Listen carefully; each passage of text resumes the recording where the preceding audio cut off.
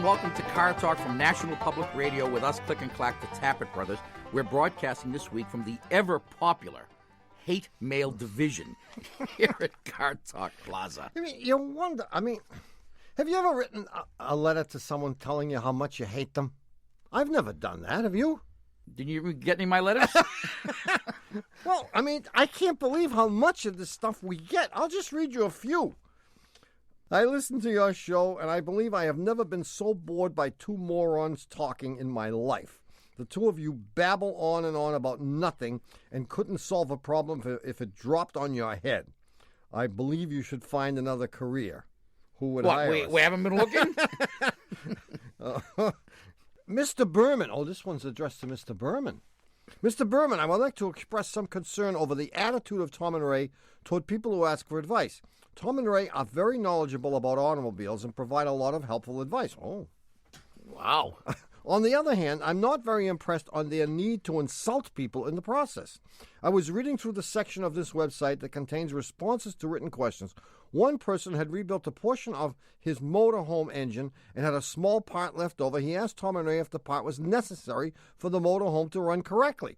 They informed him that it wouldn't be an immediate problem, but could be later on. They also suggested he take the leftover part and hang it from his rearview mirror to remind him of how dumb, exact quotation, he was to leave it out in the first place. I do believe they could change their manner of dealing with people who ask questions of them. Signed, your mother. Wow. Wow. That's nothing. Wait till you look at this. Well, I can't wait, man. Oh, I guess there was some bad language here, and it says, there's a little note at the top that says, our editor has replaced unprintable words with much more pleasant words in brackets with similar meanings, like this one. It says, I know a girl who followed your advice for her classic VW bus and it caught fire. You guys, in brackets, inhale vigorously. Von Hugenstein. Oh, this one is specifically about me, from Ken. Oh. Ken. This man is completely out of his mind. Mr. Magliozzi has no research to back up his claims. People like this should not be allowed the freedom of speech. Like what? Here. What did I do? Everything. Dear Tom and Ray, stop talking. Just stop. Please stop. Isn't it good? Wow, that's it. No, if you want to see more, it's all on our website. Yes, we just go to this is just the tip of the iceberg, so to speak. Anyway, if you hate us and you have a problem with your car, and you don't mind getting the wrong advice or listening to my brother's baseless claims, you can call us at 888-CAR-TALK. That's 888-227-8255. Hello, you're on Car Talk. Hi, my name's Rebecca Spencer, and I'm from Portland, Oregon. No last names, Hi, please. Rebecca S. See, you should never give your last name because you never know where the conversation's going to go. Oh, my goodness. You know? Anything could happen. Right, it might be an ex-boyfriend. An ex-husband, an ex-boyfriend. But see, Rebecca has nothing. Her life is an open book. That's what she thinks. She has nothing to hide. We all have our dirty little secrets. Yeah, we're about to find out something. And what's yours, Rebecca? It's just between you and me. Oh, man. So go ahead, tell us your story. I drive this 84 BMW, and it's a 325e, two-door, and it's black. And I have this noise when I go into reverse. It just started. It goes, it's kind of like a revving noise, and it's not super obnoxious. And it's a similar noise that's going in forward now, but it's really, really subtle. And I hear it at, lower speeds. I don't know if it's because when I'm on the freeway, it's just you don't hear as many things. Okay, this is a stick shift. Yeah. And when you say when you put it in reverse, or you go in reverse? When I'm going. When you're moving. Yeah. Right, so as you put it into reverse, there's no noise. Yeah, no noise. It's when you let up on the clutch and you start moving. Yeah. That you hear. It's when the clutch is out and I'm actually moving. And does it speed up as you move faster? No. And it goes, woo, woo. And now it's happening forward and reverse? Well, it's more of a kind of, not so much of a, underwater noise, but kind of and a it's rubbing not noise. it's not related, the frequency is not related to the speed of the car? No. No. I believe that. Now, this can't be the only noise this car has. Actually, that's pretty much the only noise. Actually, the owner was ex-boyfriend that I had. And we're still friends. See, how did we know we were going to get into the area of ex-boyfriends? Right now, how did you wind up with the car? We're still friends. He's nice. He's had it since '85, and he's really, he's a perfectionist type person. And how long have you had it? That's why you dumped him? No.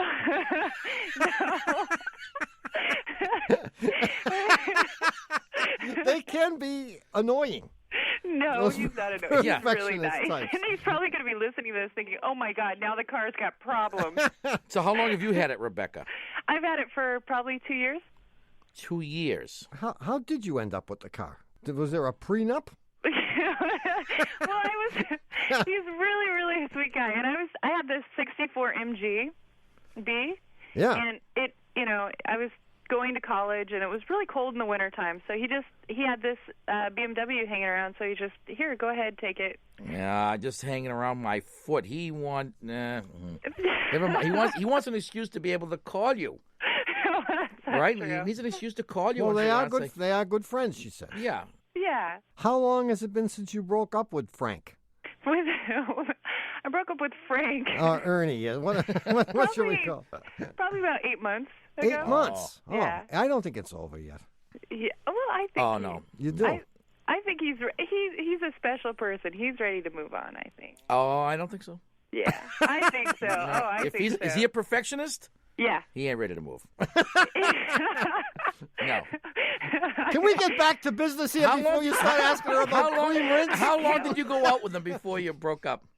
Probably about 3, almost 4 years. Woof. That's one long time. Yeah, I know. Here's my He's gonna recommendation. kill me. You give him the car back. That'll get rid of everything. And you go out and buy yourself a nice new Honda Civic. Well, actually, I'm looking for a new car right now, but I wanted to take care of this noise, and I'm going to give the car back to him eventually. Rebecca is not the Honda Civic type. No. Absolutely not. Well, if she had one, she wouldn't attract guys like Frank. Ernie. I think it's a harmless noise. It's harmless? Yeah, it sounds to me like something like a heat shield is vibrating. A heat shield is vibrating. The fact that it is not doesn't increase in frequency as you speed up means that it's just something that's shaking somewhere. What's shaking? It's a piece of sheet metal that surrounds part of the exhaust system that's vibrating sympathetically. So you get this little and it'll.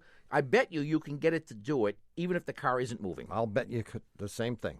I've never heard it, though. Well, because you're not revving it up typically when the car's not moving. Oh, okay. It could be other things, too. You could have, for example, a stuck emergency brake. Mm-hmm.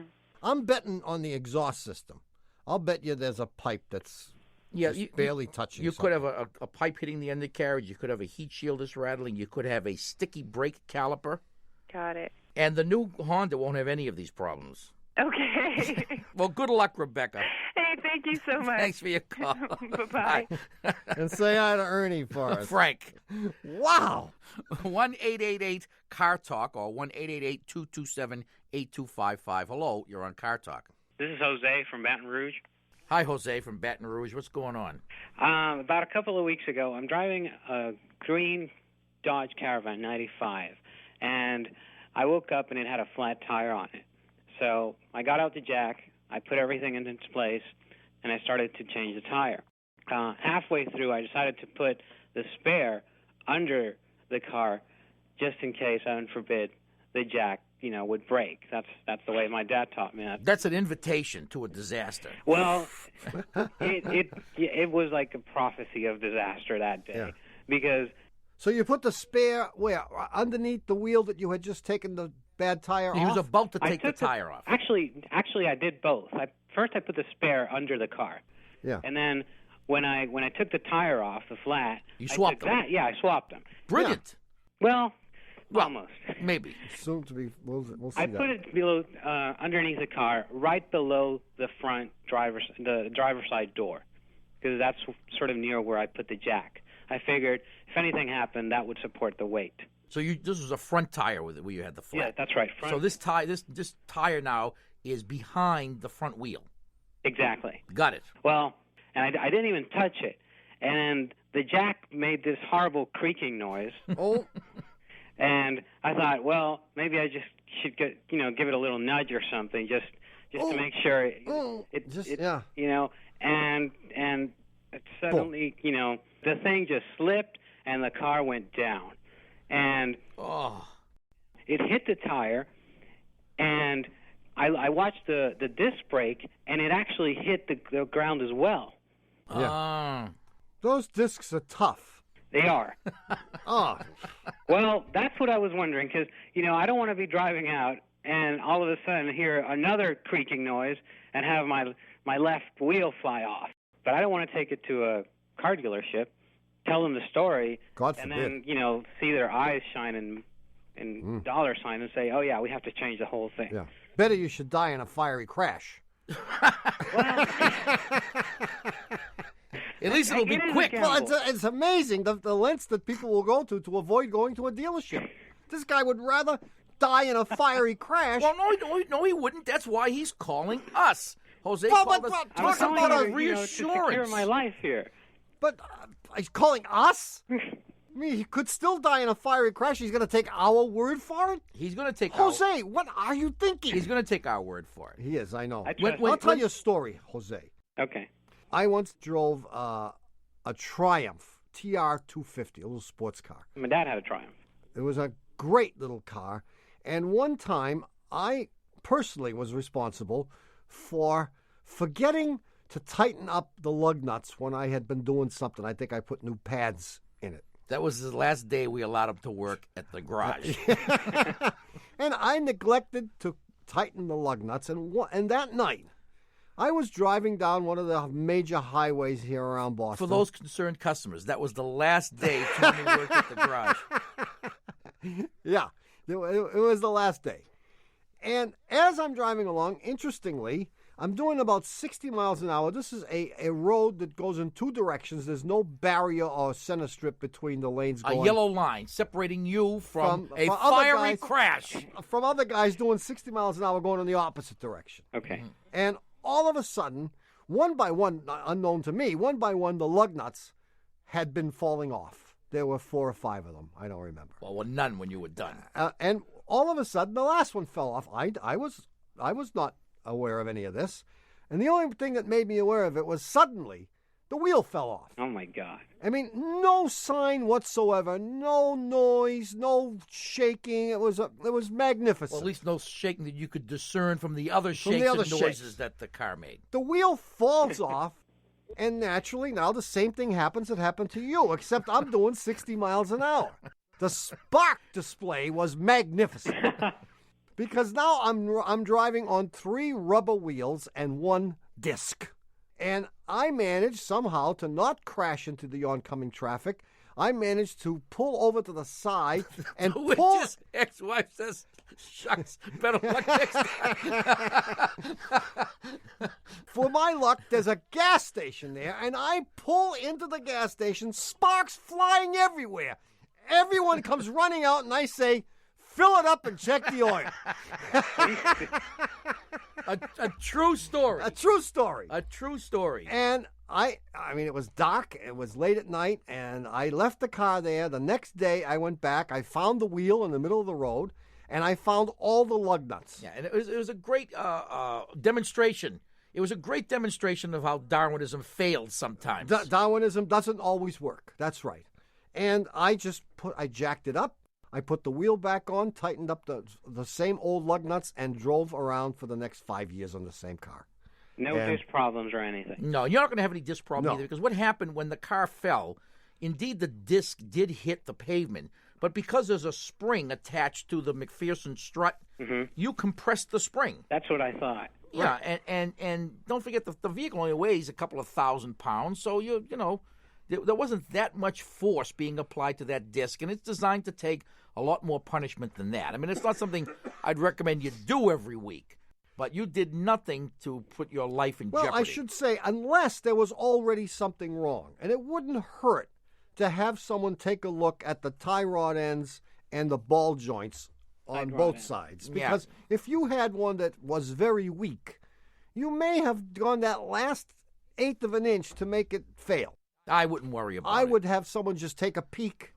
Don't tell them anything about Jose, who are you going to listen to? The guy whose wheel nuts fell off at 60 or the guy whose nuts didn't fall off? Come on. I beg your pardon. I wouldn't worry about thyroid ends. I mean, it'd be nice to have them checked as a matter of course. Okay. The next time you're in for something, you just might want to casually mention it. Better safe than without sorry. any fanfare or melodrama. Absolutely. It'll be an invitation for overspending. That's what I was wondering. So I would downplay it. Say, oh, it happens all the time. Oh, yeah, it fell off the jack again. But don't worry, you didn't do any damage to it or anything else in all likelihood. Yeah, And and you're lucky that the car didn't fall on top of you. And you have good luck. You know that the forces of nature are with you. Your chi is working fine. Thank you. Have a great day. Bye. See ya, bye-bye. Hey, do you remember last week's puzzler? Do I remember? I mean, well, you keep asking me. Do I remember last week's puzzler?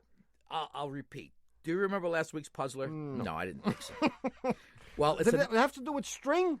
close. It's another in my famous series of Matchstick Conundra. The Matchstick Puzzler.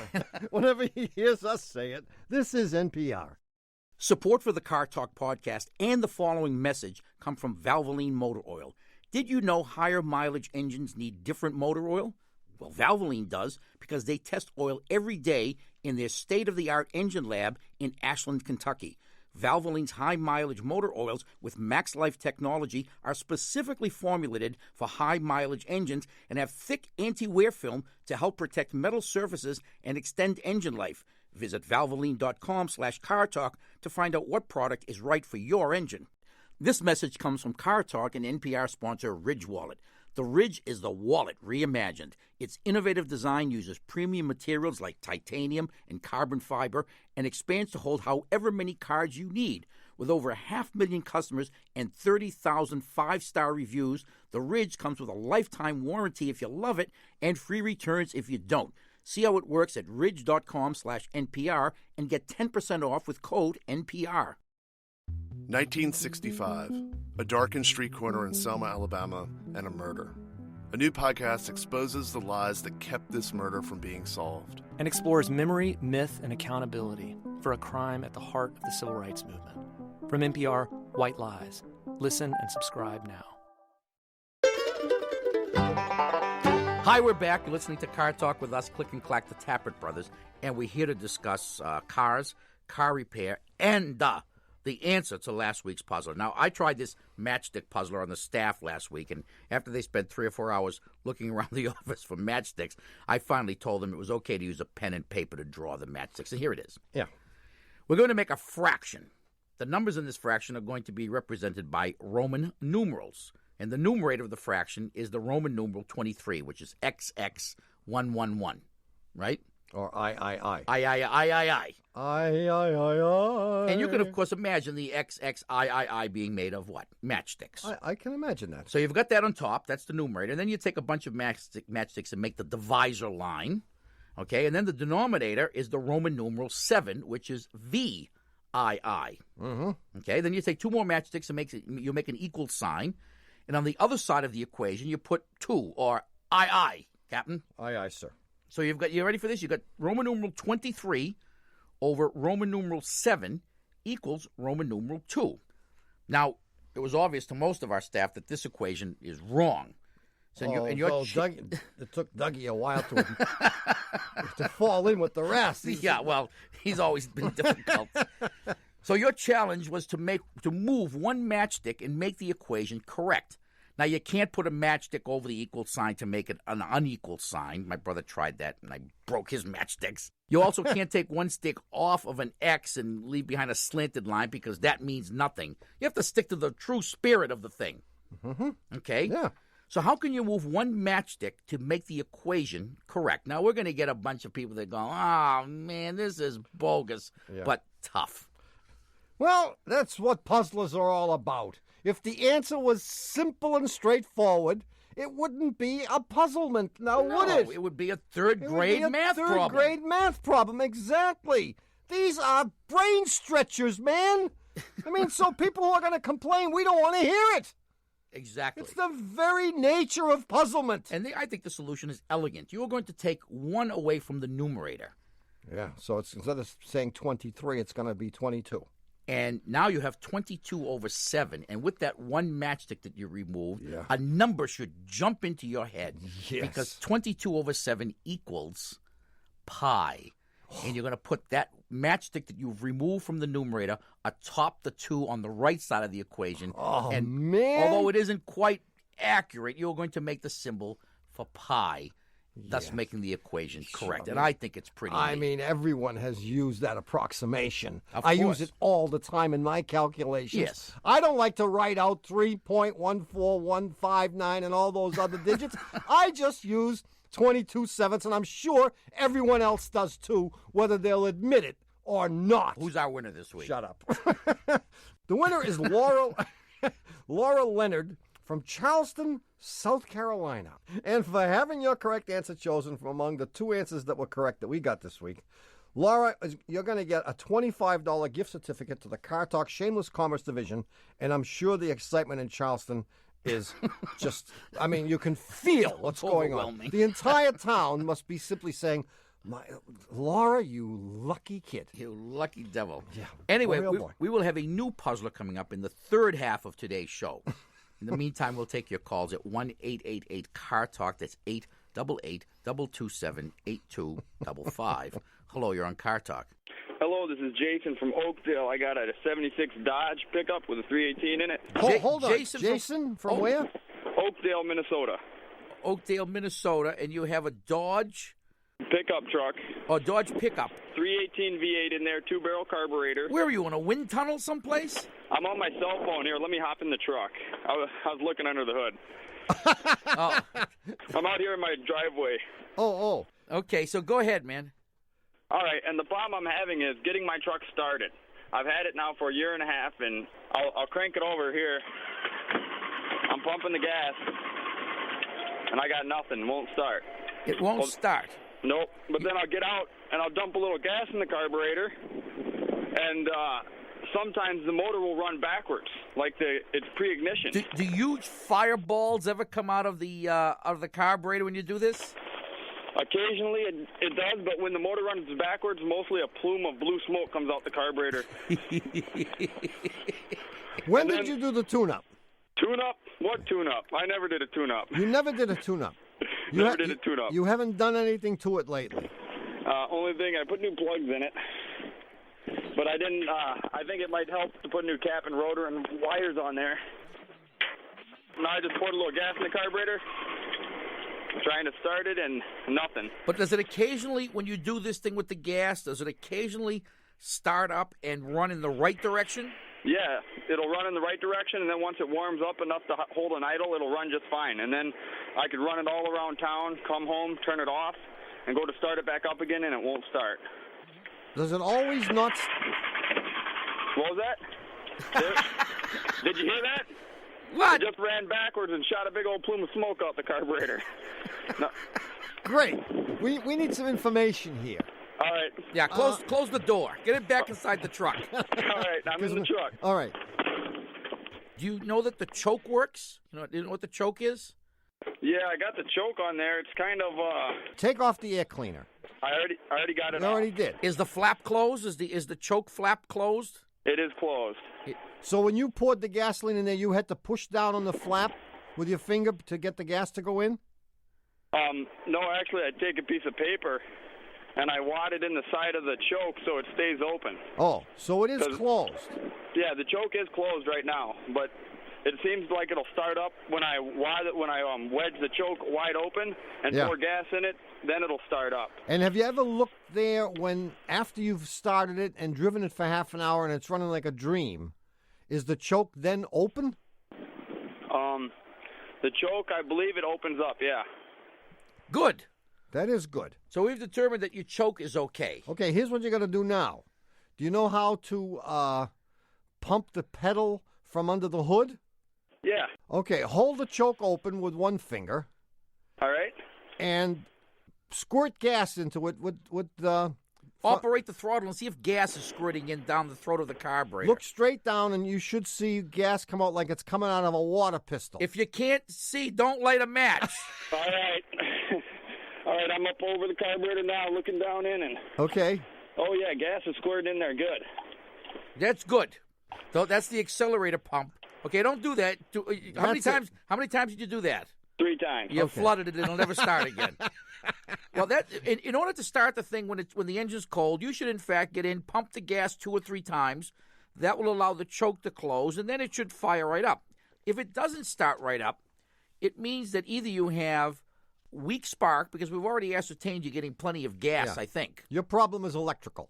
Yeah. Well, I'm a little bit bothered by the fact that you say you have to put gas in it, but when you're putting the gas in, you know what you're doing? You're also opening the choke. Yeah.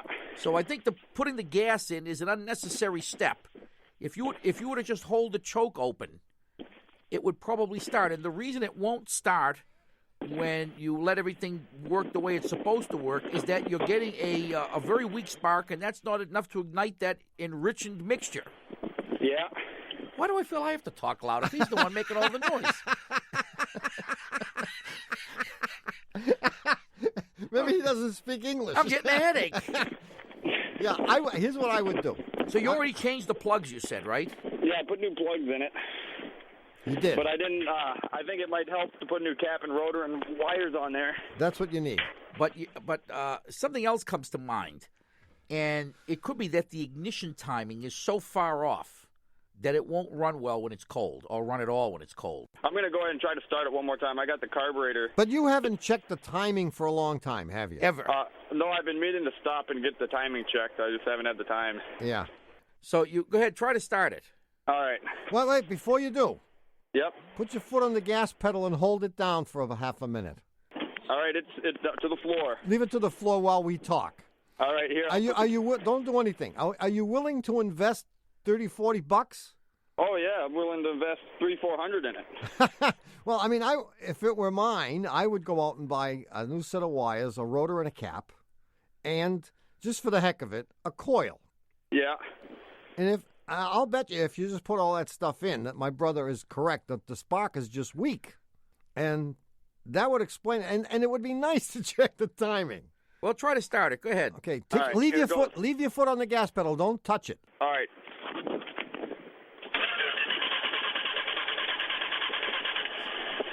That's it. Stop. No, okay, here's what you want me to do now. Yeah. Pump the gas a couple of times. Pumped it 3 times. That's good. Take your foot off completely. All right. Turn the key.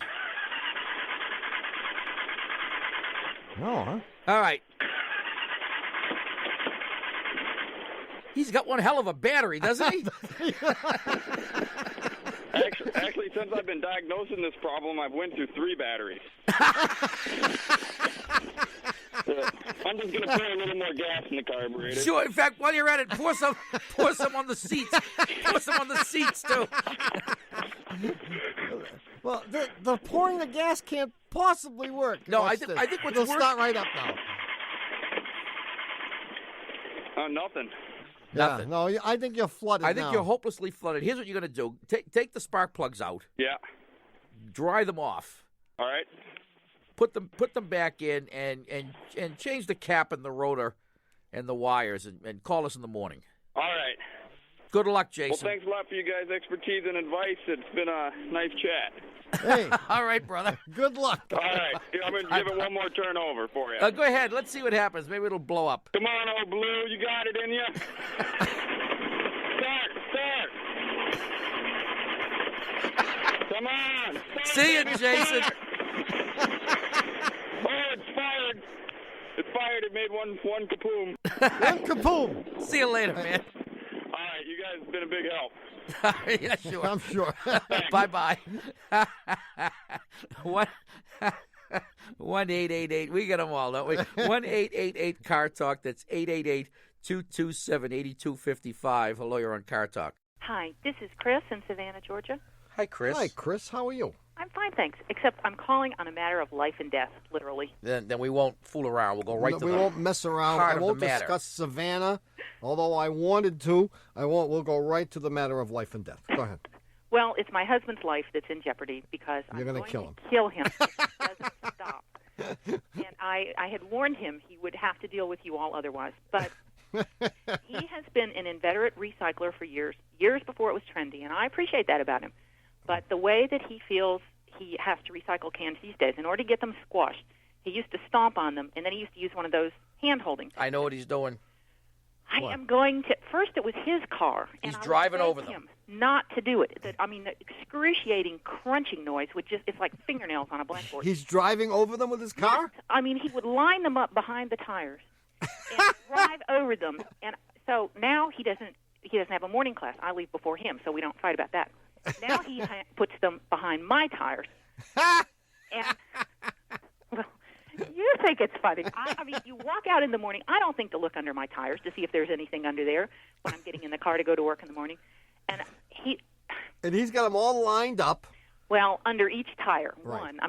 I think he realized my nerves couldn't take. Oh, I the see. Just several. one under each tire. Oh, okay. Right. Okay. So I back out, and there's this hideous crunching, and I slam on the brakes, wondering what I've run over, and think, well, the kids have been fooling around in the carport, and they were playing with the cans. Well, I'm driving off. He's standing with our daughter at the bus stop, and he's got this little gleam in his eye, I can tell. The next day, it does it again, and this time the smile is demonic, and I almost ran him down, but he was standing too close to our daughter. Here's what you do. I got it. You get Please tell him this isn't good for the tires. I know it's not good for my nerves. But Telling him isn't going to work.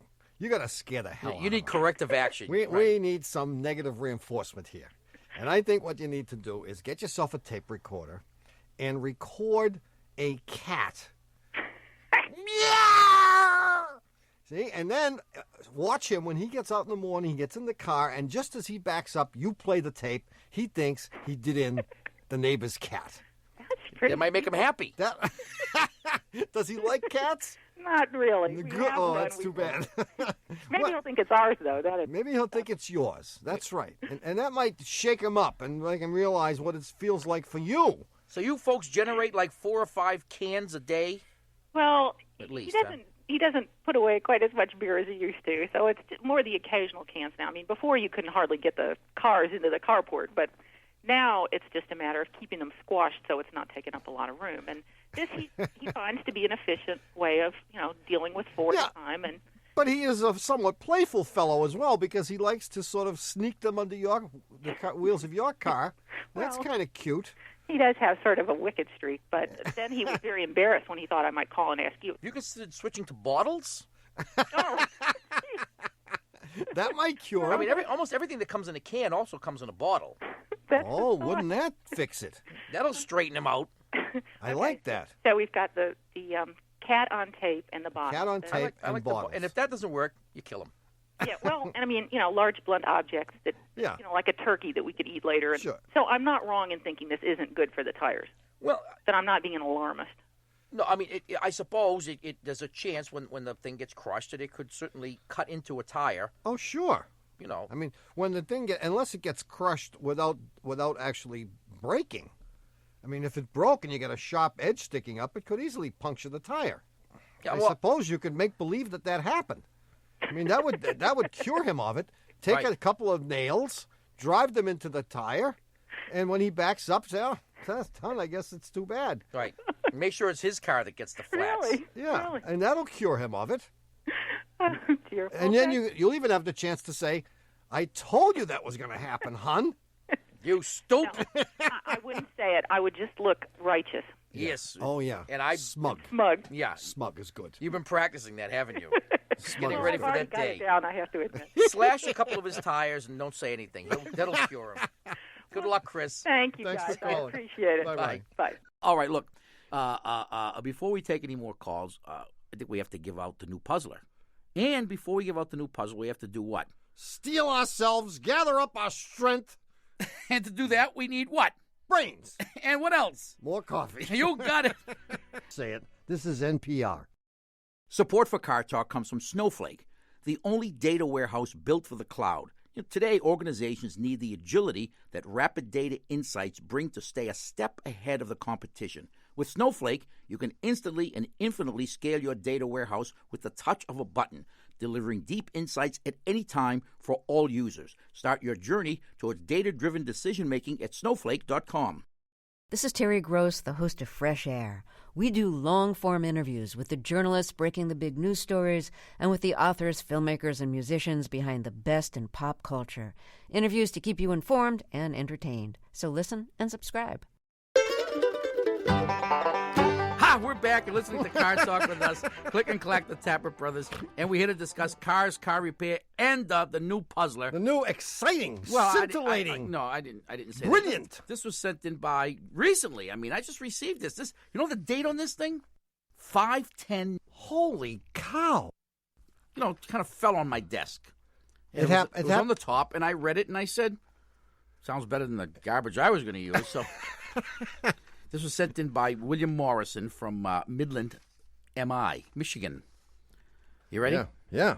Every morning on his way to work, Billy Bob Beaumont stops at the corner gas station and spends 25 cents for gas.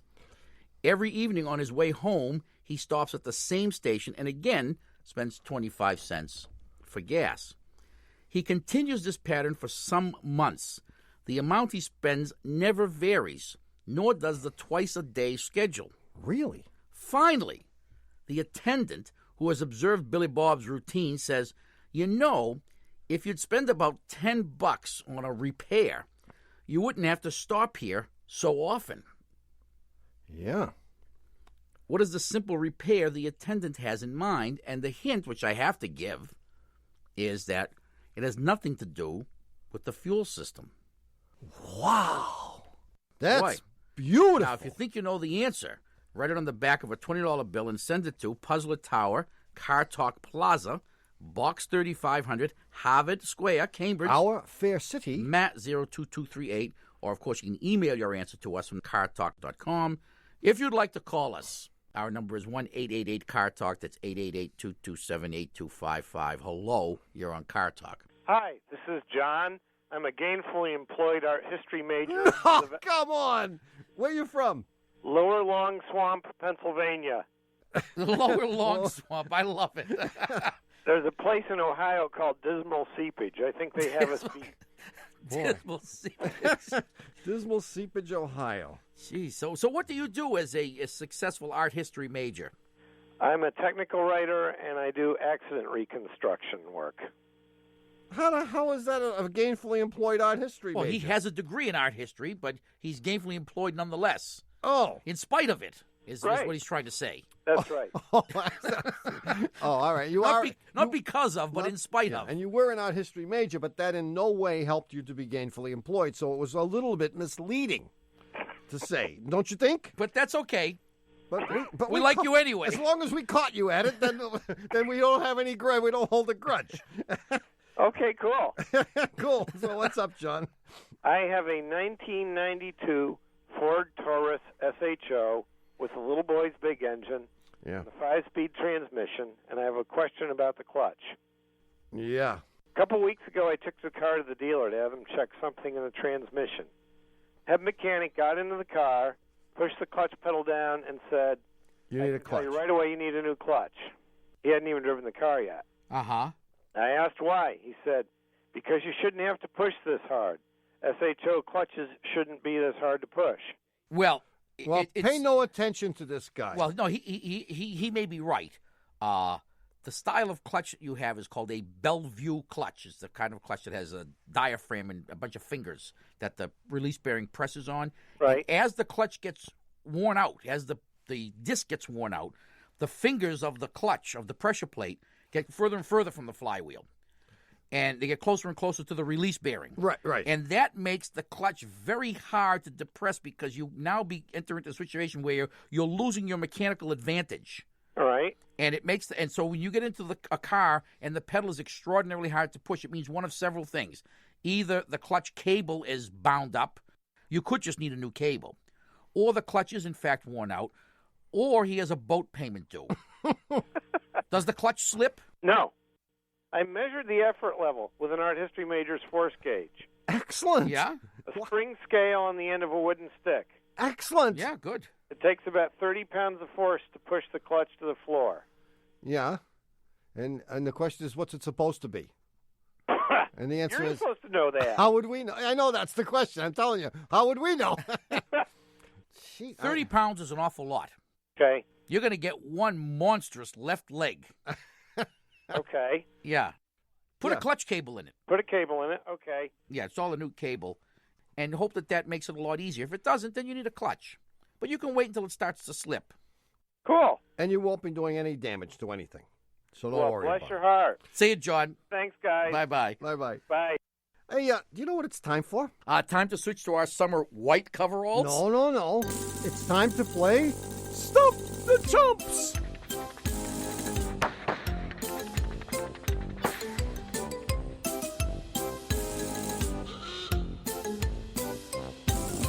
This is a stupid part of the show where we voluntarily bring a caller back onto the show to find out if we were right or wrong in the advice that we gave. Or the caller's lawyer has insisted on this as part of the settlement agreement. Right. So who's our chump stumper this week? It's Paula from Tulsa, Oklahoma. Don't remember. Paula called with a Ford Bronco that she said was whistling from the dashboard. Oh, Remember? it was in perfect thirds. Is she the one? There you go. For every 500 RPM increase in engine speed, the pitch of the noise went up by a perfect third. Oh, All right. Stop singing, will you? I'm trying to enjoy the Zamfir dream sequence here. Because the vacuum goes down. The way you're going to isolate it is you're going to find that hose that comes through the firewall. Yeah. And you can plug that thing with a little rubber cap and then drive the vehicle, and the noise will be gone. Okay. I don't want to ask any embarrassing questions at this late hour. Never stopped you before. But how does this explain Every day is the answer. incremental thirds every 500 RPM? I don't. I mean, sure, anything you can say, anything makes a sound. She gave us some very precise specifications I don't know. here. I do not know what peculiar dynamics are at work here. I missed this course. Then don't waste our time Well, with the rest of your theories because they don't matter. You can take your vacuum hose and stuff it. What is the thing? Now, I'm not sure, but I think I detected a very slight lack of confidence in my diagnostic prowess. No, it's just that I thought you were completely full. So we admitted that we had no idea how to explain the precise rise in pitch of her noise, and we thought the noise was related to a vacuum, or I thought the noise was related to a vacuum leak at the heater control unit. Did we have a backup answer? Yeah, we did. It was the fuel pump pressure regulator. I don't like the odds here. Come on, let's get it over with. Paula, are you there? Paula, wait a minute. Before you leave my brother holding this vacuum hose, we have to ask you the following legal questions. Is it true, Paula, that you have not been offered any cash or prizes by members of our staff or any Preakness jockeys in exchange for a favorable answer here today on Stump the Chumps? That's correct. Yeah. All right, so Okay, what good. happened when you found that vacuum hose and disconnected it? Well, actually, I didn't get to finding the vacuum hose. Oh. See, you also had a third answer We did. that you glossed over really quickly. It was probably mine. Yeah, it was. Oh! and it was low coolant. I said that? Yeah, real quickly. It's like, yeah, my brother thinks it's low coolant, but forget that. See, my brother's always casting aspersions on my ideas. That's right. And so I went home and I said, well, here's what they said to do, but here are the other two little suggestions. So we back flushed the radiator system. And the sound went away. Yes, until Sunday. And then we added water, and by adding water, the noise came back. Okay, well, it's nice to talk to you. See you later, Paula. Bye. Well, I have to say that A, I have no recollection of having talked about coolant level, and B, even after you say that I did say it, I have no idea why, because I don't understand. I still don't understand. It was a comment you made in passing about the coolant level. Yeah, but he does that all the time. He just spews out. It's like a volcano.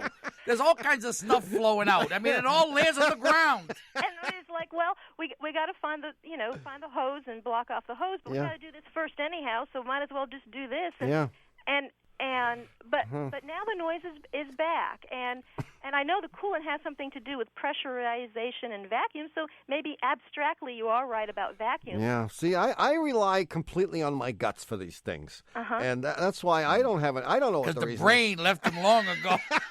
I mean, when these guys do the healing with the laying on of hands, they don't know how it works. It just works, and you don't question stuff like that. Of course not, especially if they're paying you the big bucks. Well, thanks for playing Stump the Chumps, Paula. You've managed to lower our batting average even lower. Right, so we don't know if you do not count in the statistics because you're not either a yay or a nay here. Well, I mean, she does. At least she knows that the noise is related to coolant level. And although even with that, we are unable to help her. Well, I was partially right because I said vacuum leak, but it's a coolant leak, so I had the leak part right. Right, and it's all connected. There we go. And it's all part of one big system, the vacuum. Yeah, coolant. all the various leaks. The leak system. Well, Paula, it's been a pleasure. Yeah, well, thanks a million. million. It's been great talking to you. And we'll send you a washer dryer for your trouble. See you later. And if you find out anything that could help us to understand the inner workings of vehicles, please let us know. Well, you did help a lot. Okay, that's all. Bye-bye. That's what we're here for. Okay. Another success. 1-888-CAR-TALK. That's 888-227-8255. Hello, you're on Car Talk. Yeah, this is John from Saxons River, Vermont. John, what's happening?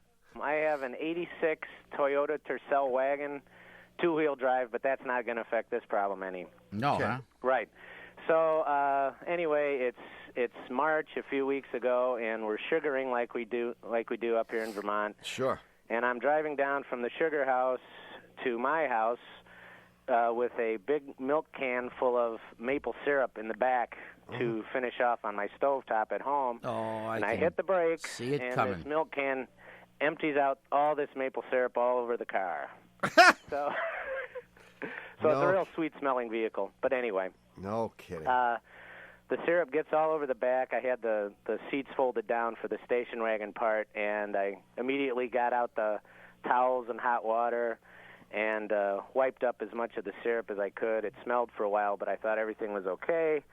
A few days later, I'm driving my kids around to I got some teenagers, and I'm driving them around. They pull out the seat belts, and they're covered with maple syrup. Of course. In the back. So I'm stuck. I don't know how to get rid of the maple syrup. Literally stuck. So I don't know what to do here. I've tried pouring boiling water down the little slots where the seat belts come out. And you need to take out an ad in OCM magazine. OCM. Organized Crime Monthly. And frequently, underworld figures have hits where they put people in cars and then they put the car and the dead body right in the Atlantic Ocean. You need to offer your car. Do a submerge. A submerge, and then you can go and pull it back out a week or two later. And it'll be perfect. And it'll be all cleaned up. Yeah. Well, I think aren't so. you glad you called, John? I think, there obviously must be some solvents you can use, and I'm sure somebody more intelligent than are we will call and tell us what you should be using. Which narrows it down to about 248,999,000 people in this country. I was wondering if there's any possibility of drilling a hole in the bottom of the container so that it could leak out. Oh, drilling a hole in the floor, that is? No, because the little box in which the seat belts are where they sitting. retract. Where they that retract. Little casing or whatever, the housing. Yeah, if you pull it all the way out, you'll be able to get to all of the belt. Yeah. Except for what's back inside. You're right. Well, and it wouldn't hurt to drill a little hole. I don't think that bothers it. It's pretty obvious to me that you're not averse to having liquids in your car. Right. So if how many gallons of this stuff did you spill? 10 gallons? Probably 4 or 5. 4 or 5 gallons. God. I think you need to get a garden hose with one of those adapters you can put on to mix soap in. Oh, yeah. And you want to use hot water. Okay. And I think you want to just spray everything. Okay. And then tip the car upside down if you can and let it drain out. But I think if you sprayed right in there with the garden hose with a soapy solution. Okay. You know, you want to. You know the thing I'm talking about. You can buy it at the hardware store. Yeah, I know what you mean. Yeah, you put it on the end of the hose and hot water. Hook it right up to your water heater. You have hot water up there? We do have hot water. Well, I wasn't sure. When I lived in Vermont, we didn't have hot water. That's right. But I think if you blast it out with hot soapy water, you will dissolve it, and it'll dissolve readily. Okay. And everything will work. But will it leak out of that housing? Yes, oh yes. It is not airtight. Okay. It'll absolutely leak out. Okay. And if it doesn't, you'll just push it out with the water that you're putting in. But the water will eventually leak out or evaporate. I wouldn't worry about that. Okay. And punch some holes in the floor. Like I said, tip the car over, and the water, most of the water will come out. And next time, put a cover on the thing, will you knucklehead? Okay. All right, see you, John. Hey, John, it was a pleasure talking to you. Bye. Bye. Well, it's happened again. You've evaporated another perfectly good hour listening to Car Talk. Our esteemed producer is Doug, the Subway fugitive, not a slave to fashion, bongo boy, frogman, Berman. Our associate producers are David, the Calves of Belleville Green, and Catherine Frau Blucher Fenolosa. Our web lackey is Doug, the Old Gray Mare, assisted by Connie Britchford. Our theme music is by David Dog Grisman. And, of course, our technical, spiritual, and menu advisor, just back from the Inglewood, and say it, this is NPR.